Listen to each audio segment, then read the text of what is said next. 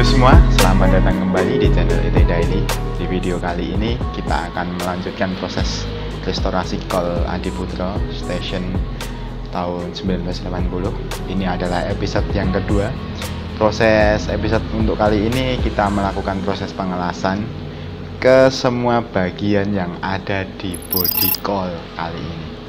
Kenapa kita melakukan semuanya? Karena kita mendapatkan banyak kejutan setelah melakukan proses pengerokan yang kita lakukan beberapa bulan yang lalu atau sudah di episode yang pertama. Kemudian hal yang perlu diperhatikan dalam proses pengelasan kali ini, hampir keseluruhan sektor kita lakukan pengecekan.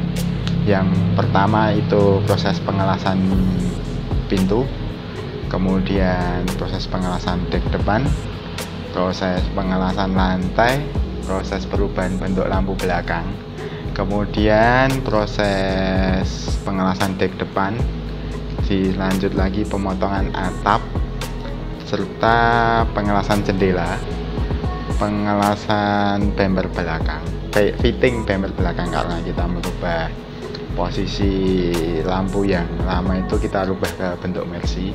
Kemudian kita melakukan penyempurnaan di dudukan bemper, serta kita melakukan proses pemoksian keseluruhan bodi. Kemudian hal-hal tersebut kita lakukan secara hati-hati dan secara detail, sehingga kita bisa mengembalikan bodi shell tersebut menjadi semestinya pada umumnya dan pada tahunnya. Kita lakukan hal yang pertama yaitu proses pengelasan pintu. Untuk proses pengelasan pintu kita lakukan pembuatan bulat-bulatan yang ada di dalam itu. Kita proses bentuk sedemikian rupa sehingga menjadi pintu yang utuh kembali, karena kita dapatnya itu berlubang-lubang dan kropos, serta kita lakukan pembentukan lingkaran radius di bannya itu kita lakukan ulang. Setelah semua pintu selesai, kita lanjut ke fitting lampu belakang. Lampu belakang itu kita rubah ke bagian Mercy Tiger.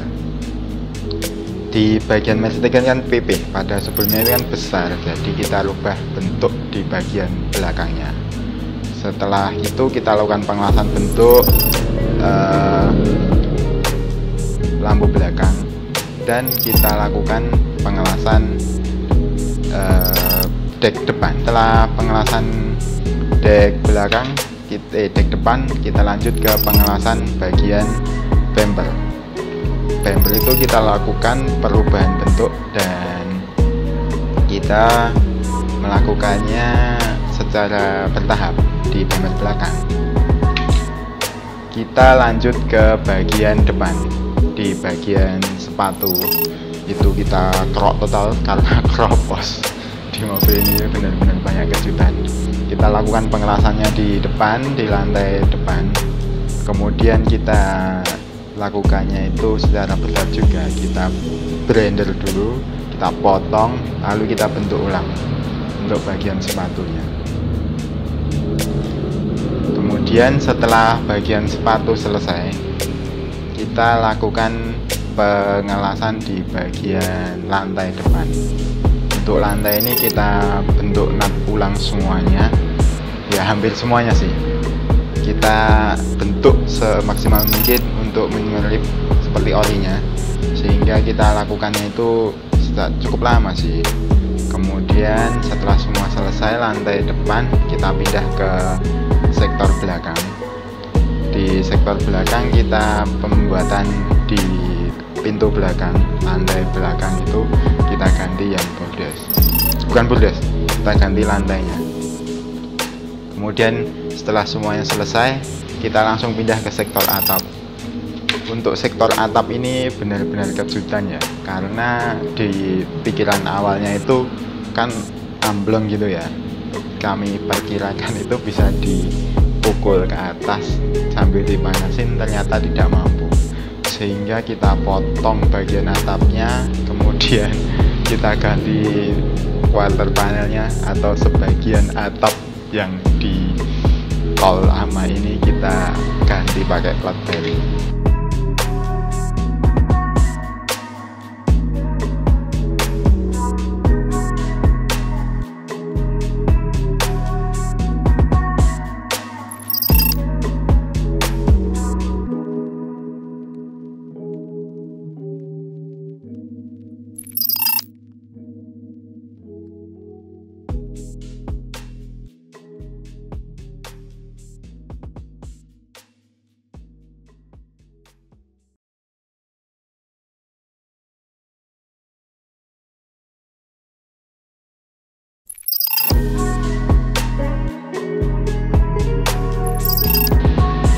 Kemudian kita lakukan pengukuran plat-platnya.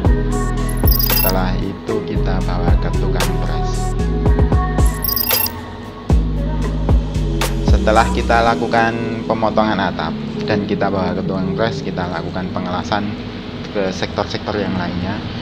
Sektor apa saja tersebut? Sektor itu kita lakukan di bagian jendela, kemudian ke bagian bumper belakang, kemudian kita ke bagian pintu belakang. Setelah bagian itu selesai, kita lakukan pembuatan bagasi belakang. Kita kenapa membuat bagasi belakang?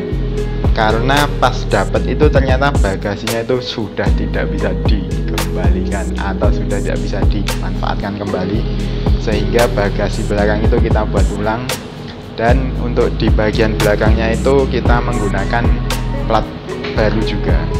Untuk proses selanjutnya yaitu proses pembuatan bagasi kita lakukan secara maksimal dan kita lakukan secara manual juga, alias handmade. Kita melakukan proses fitting yang setelah itu kita sempurnakan fitting bagian damper.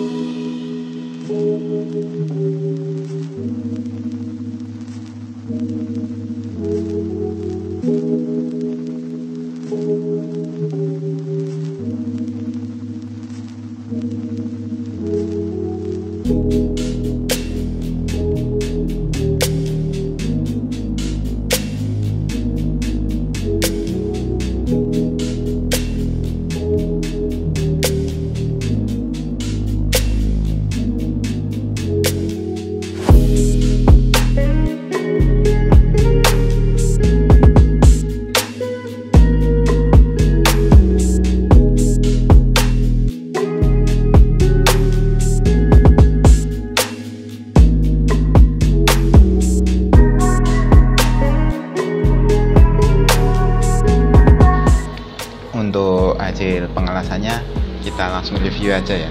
Ini adalah bagian-bagian yang sudah dilas. Ini untuk bagian lantai. Untuk bagian lantai itu kita lakukan sentuhan keseluruhannya.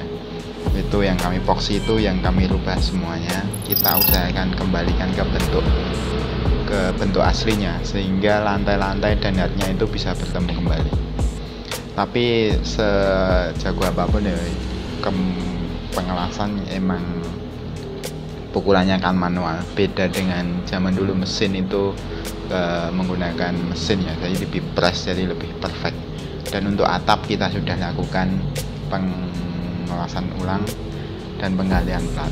Untuk bagian lantai kita lakukan pengecekan, yang diganti itu plat bagian pintu karena yang lainnya masih layak dan hanya melakukan penambalan sedikit.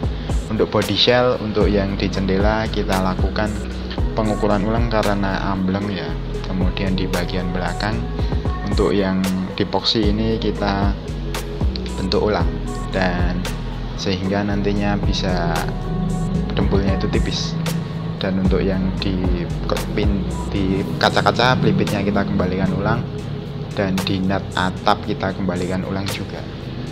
Kemudian kita cek kembali setelah semua ini selesai, apakah bisa dipasangin kaca nantinya setelah proses pengecatan. Dan ini hasil di bagian samping. Nah, ini yang di epoxy ini untuk yang diganti lantainya. Dan di bagian samping kiri di depannya itu kita juga melakukan pengelasan total ya, sehingga nanti bisa kembali ke nut aslinya. Dan di bagian bawah pun kita sentuh di proses pengelasan kali ini. Dan di lantai-lantainya kita perhatikan cukup aman, sehingga kita lakukan pengelasan itu cukup minim untuk lantai belakang. Untuk mobil itu cukup badak sih, tapi untuk atapnya itu mungkin kejatuhan pohon atau gimana dulunya sehingga tidak dapat terselamatkan. Di sektor bawah pun kita kembalikan biar maksimal. Di bagian spakbor-spakbornya kita radius ulang sehingga nantinya bisa mantap pas proses pengecatan.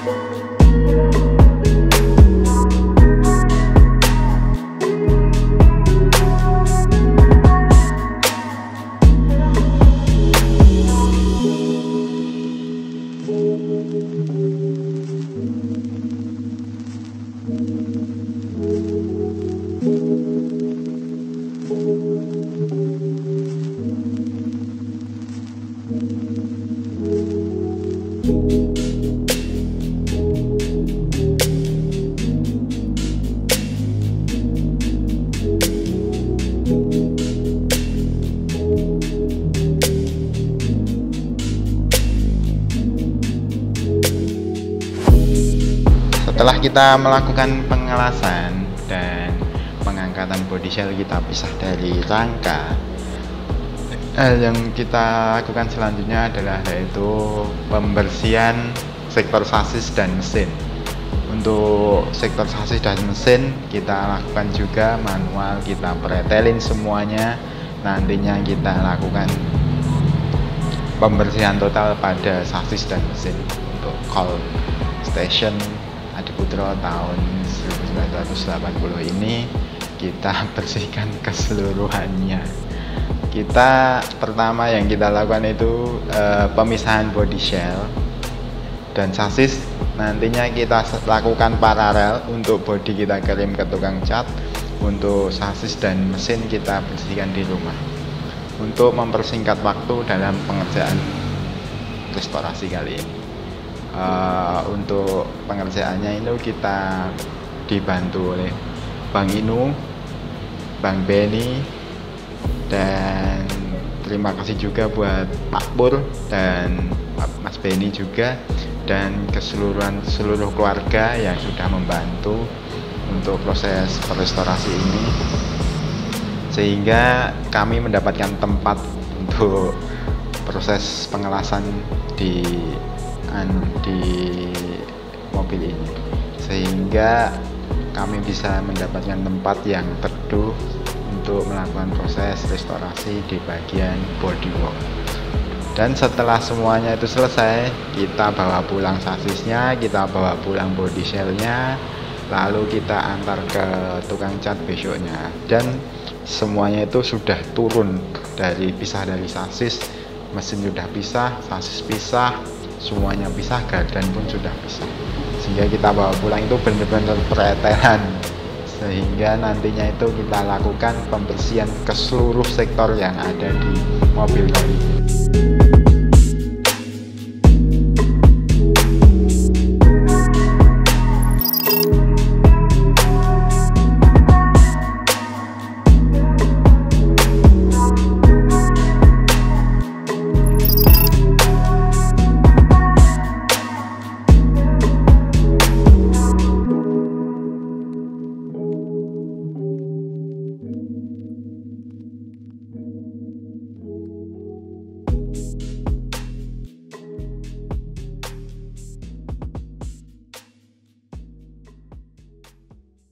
Terima kasih sudah mengikuti perjalanan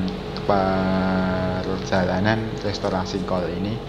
Jangan lupa subscribe, like, dan komen untuk memberi masukan apa yang bisa kami lakukan untuk restorasi kol kali ini. Terima kasih, sampai jumpa di video selanjutnya.